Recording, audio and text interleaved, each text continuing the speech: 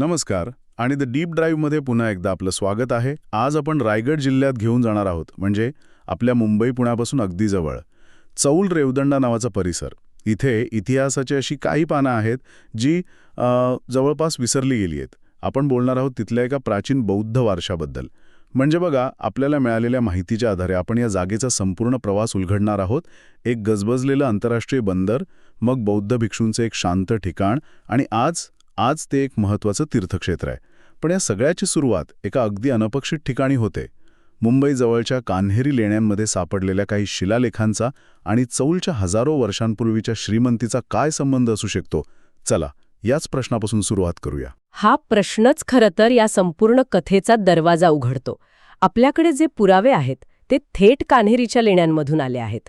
तिथल्या काही लेण्यांमध्ये, म्हणजे लेणी क्रमांक 4, 7, 10 आणि 95 मध्ये ब्राह्मी लिपी आणि संस्कृत भाषेत काही शिलालेख कोरलेले आहेत. आणि त्यात स्पष्टपणे चेमुलाका नावाच्या गावाचा उल्लेख आहे. हे चेमुलाका म्हणजेच आपलं आजचं चौल. एक मिनिट, म्हणजे चौलच्या लोकांनी कान्हेरीमध्ये जाऊन लेण्यांसाठी देणगी दिली होती? हे तर आजच्या भाषेत बोलायचं झालं तर धार्मिक CSR, कॉर्पोरेट सोशल रिस्पॉन्सिबिलिटी सारखं काहीतरी झालं. स्वतःच्या शहराबाहेर जाऊन गुंतवणूक. अगदी बरोबर, तुम्ही खूप छान शब्द वापरला. हे शिलालेख सांगतात की चौलच्या सोनार समाजाने आणि त्यांच्या कुटुंबियांनी कान्हेरी लेण्यांच्या निर्मितीसाठी मोठं आर्थिक योगदान दिलं होतं. आता याचा अर्थ काय होतो? याचा सरळ अर्थ हा आहे की इसवी सनाच्या पहिल्या-दुसऱ्या शतकात चौल इतकं श्रीमंत आणि संपन्न शहर होतं की तिथले नागरिक दुसऱ्या शहरांमधल्या धार्मिक कामांसाठी सहजपणे देणग्या देऊ शकत होते. ही गोष्ट चौलच्या त्या काळातल्या आर्थिक ताकदीची आणि प्रतिष्ठेची साक्ष देते.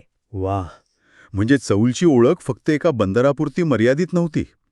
पण तुम्ही चेमुलाका म्हणालात, या जागेला फक्त याच नावाने ओळखलं जात नव्हतं, नाही का? असं दिसतंय की जणू प्रत्येक मोठ्या प्रवाशाने या जागेला आपलं स्वतःचं एक वेगळं नाव दिलं होतं. हो, आणि ही नावांची यादीच आपल्याला त्या शहराच्या आंतरराष्ट्रीय महत्त्वाचा नकाशा दाखवते. हे फक्त एका जागेची वेगवेगळी नावं नाहीत, तर वेगवेगळ्या काळात वेगवेगळ्या संस्कृतीने या जागेसोबत कसं नातं जोडलं याचा हा पुरावा आहे. सुरुवातीला साधारण 2ऱ्या शतकात ग्रीक आणि रोमन प्रवाशांनी या जागेला जगाच्या व्यापारी नकाशावर आणलं. टॉलेमी नावाचे एका प्रसिद्ध ग्रीक भूगोलशास्त्रज्ञाने याला सिमुल्ला किंवा तिमुल्ला असं म्हटलंय. त्याच काळातल्या Periplus of the Erythraean sea या महत्त्वाच्या ग्रंथात, जे त्या काळातल्या व्यापाऱ्यांसाठी एक गाईडबुक होतं, त्यात याचा उल्लेख सिमुला बंदर असा स्पष्टपणे आहे. म्हणजे युरोपपर्यंतच्या लोकांना हे ठिकाण माहीत होतं. मग ही ओळख पुढे कशी वाढत गेली? ती वाढतच गेली. काही शतकांनंतर 6व्या शतकात कॉस्मस इंडिको प्लुएस्टिस नावाच्या एका प्रवाशाने याला सिबोर असं नाव दिलं. पण खरा महत्त्वाचा टप्पा आला 7व्या शतकात, जेव्हा प्रसिद्ध चीनी प्रवासी ह्युएन चांग इथे आला. त्याने या जागेला चिमोलो असं म्हटलं आणि एक वाक्य लिहिलं जे या शहराचं संपूर्ण सार सांगतं. कोणतं वाक्य? त्याने लिहिलं, येथील मोठी संपत्ती समुद्रातून येते. या एका वाक्यात त्या बंदराची सगळी ताकद सामावलेली आहे. आणि मग अरबांनी या व्यापारी खेळात प्रवेश केला. त्यांच्यासाठी या जागेचं काय महत्त्व होतं? म्हणजे व्यापारापलीकडे काही होतं का? त्यांच्यासाठी तर हे व्यापाराचं एक महत्त्वाचं केंद्र होतंच. 10व्या ते 12व्या शतकात अल मसुदी, अल बिरुनी आणि अल इद्रिसी सारख्या अनेक अरब प्रवाशांनी आणि भूगोलशास्त्रज्ञांनी या जागेला सॅमूर किंवा जॅमूर या नावाने ओळखलं. या सगळ्या उल्लेखांवरून एक गोष्ट अगदी स्पष्ट होते की चौल हे हजारो वर्षांपासून एक ग्लोबल हब होतं. युरोप, चीन, अरबस्थान जगातल्या सगळ्या मोठ्या शक्ती या जागेला ओळखत होत्या आणि इथे व्यापार करत होत्या. एवढ्या वेगवेगळ्या प्रवाशांनी नोंद घेतली म्हणजे हे ठिकाण खरंच फक्त एक बंदर नव्हतं, एक ग्लोबल हब होतं.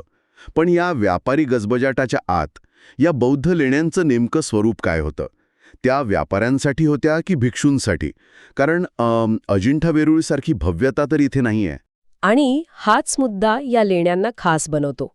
चौलच्या बौद्ध लेणी अजिंठा वेरूळ किंवा कान्हेरीसारख्या भव्य कलाकुसरीने नटलेल्या नाहीत. उलट त्यांची रचना अत्यंत साधी, सरळ आणि गरजेपुरती आहे. यात हिन्यान पंथाच्या वास्तुकलेचा प्रभाव दिसतो. आता हिन्यान म्हणजे काय? तर बौद्ध धर्माची एक सुरुवातीची साधी विचारसरणी. यात भव्य मूर्ती किंवा कलाकुसरीपेक्षा ध्यान आणि साधनेवर जास्त भर दिला जात असे.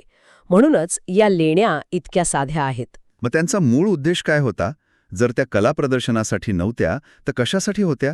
तुम्ही अशी कल्पना करा की तुम्ही एक व्यापारी आहात.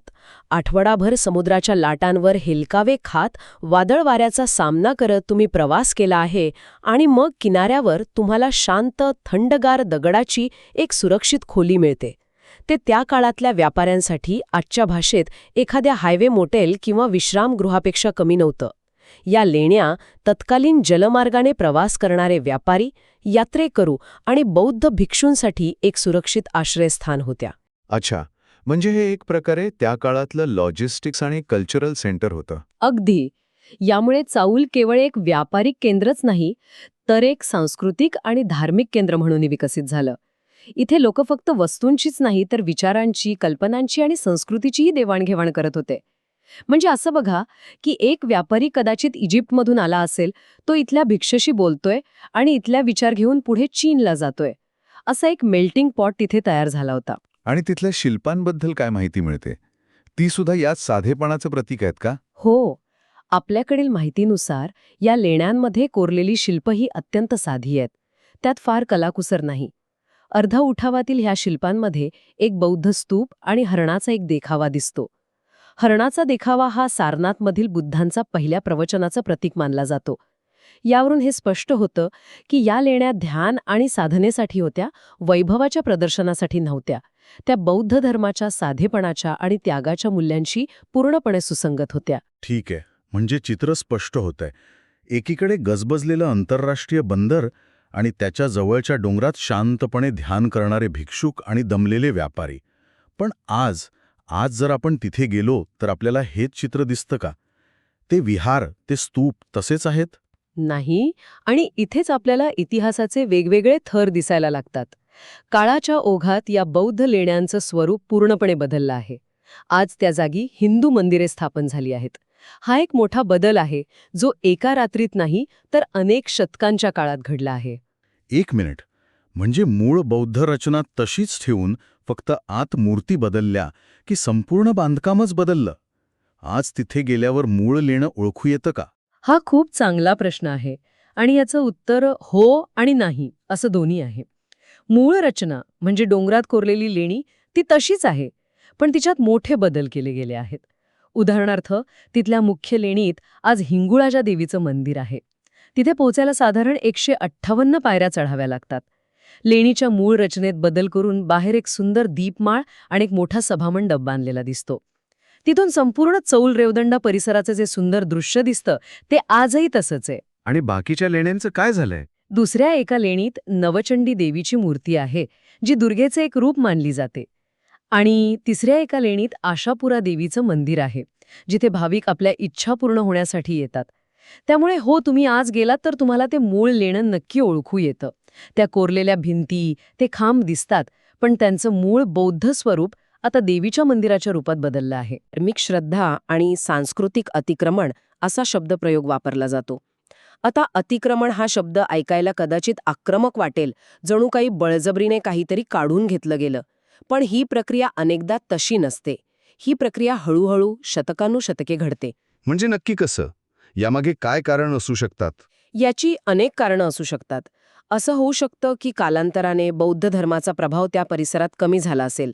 समुद्रावरचा व्यापार कमी झाला असेल, ज्यामुळे त्या लेण्यांचा मूळ उद्देशच संपला.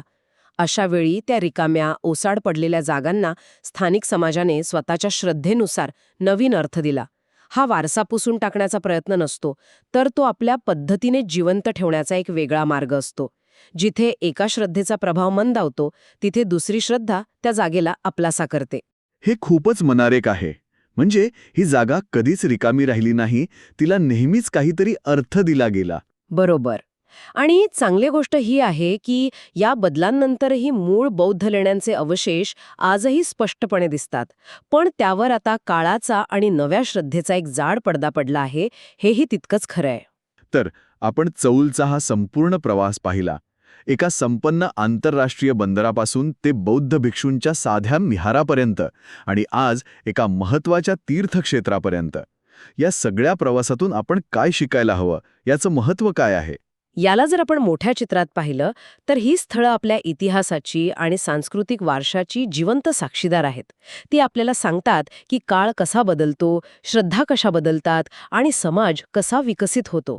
आपल्याकडील स्रोतांमध्ये याच गोष्टीवर भर दिला आहे की या प्राचीन वास्तूंचं संरक्षण आणि संवर्धन करणं अत्यंत आवश्यक आहे, कारण हा दगडात कोरलेला इतिहासच आपल्याला आपली खरी ओळख सांगतो. पण इथे एक प्रश्न येतो, या जागेचं संरक्षण नक्की कसं करायचं? एक मंदिर म्हणून की एक ऐतिहासिक बौद्ध स्थळ म्हणून? कारण दोन्ही ओळख आता एकत्र मिसळून गेल्या आहेत. नेमका हाच मुद्दा आहे आणि हेच यांसारख्या स्थळांसमोरील मोठं आव्हान आहे. आज तिथे जाणारा भाविक देवीच्या दर्शनाला जातो, जे स्वाभाविक आहे, पण त्या मंदिराच्या भिंती, त्या लेण्यांची रचना ही 2000 वर्षांपूर्वीच्या एका वेगळ्याच जगाची कहाणी सांगत आहेत. त्यामुळे संवर्धन म्हणजे फक्त डागडुजी करणे नाही, तर या जागेच्या सर्व कथा लोकांना सांगणे. म्हणजे तिथे जाणाऱ्या भाविकांना हे सांगायला हवं की तुम्ही ज्या मंदिरात आला आहात ते मूळ एका बौद्ध लेणीत आहे. हो, तिथे तशी माहिती देणारे फलक लावता येतील. तिथल्या पुजाऱ्यांना किंवा स्थानिक लोकांना या इतिहासाची माहिती देता येईल, जेणेकरून ते येणाऱ्या लोकांना सांगू शकतील. याला इंटरप्रिटेशन किंवा अर्थनिर्णयन म्हणतात. यामुळे लोकांच्या श्रद्धेला धक्का न लावता आपण त्यांना त्यांच्याच वारशाची एक नवीन, अधिक समृद्ध ओळख करून देऊ शकतो. नाहीतर आपण आपल्याच इतिहासाचा एक महत्त्वाचा दुवा कायमचा गमावून बसू. तर आजच्या या चर्चेतून आपण काय शिकलो याचा थोडक्यात आढावा घेऊया. आपण पाहिलं की चौल हे केवळ एक बंदर नव्हतं, तर ते चेमुलाका, सिमुला, चिमोलो अशा अनेक नावांनी ओळखले जाणारं एक आंतरराष्ट्रीय कीर्तीचं शहर होतं.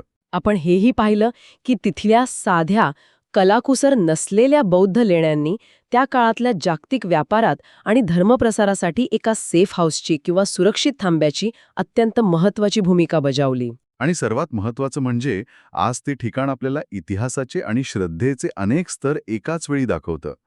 जिथे एकेकाळी बौद्ध भिक्षू ध्यान करत होते, तिथे आज देवीचा जयघोष होतो आणि दोन्ही गोष्टी त्याच दगडाच्या भिंतींनी ऐकल्या आहेत. या संपूर्ण चर्चेतून एक महत्त्वाचा प्रश्न माझ्या मनात येतो, जो श्रोत्यांनी विचार करण्यासारखा आहे. जेव्हा इतिहासाचा एक थर दुसऱ्या थरावर चढतो, तेव्हा त्या ठिकाणाची मूळ ओळख कशी टिकून राहते, किंवा ती तशीच्या तशी टिकावावी का? हा खरंच विचार करण्यासारखा प्रश्न आहे. एखाद्या जागेच्या सर्व कथा, विशेषतः ज्या आता कमी दिसतात किंवा विस्मृतीत गेल्या आहेत, त्या आपण कशा लक्षात ठेवू शकतो आणि त्यांचा आदर कसा करू शकतो?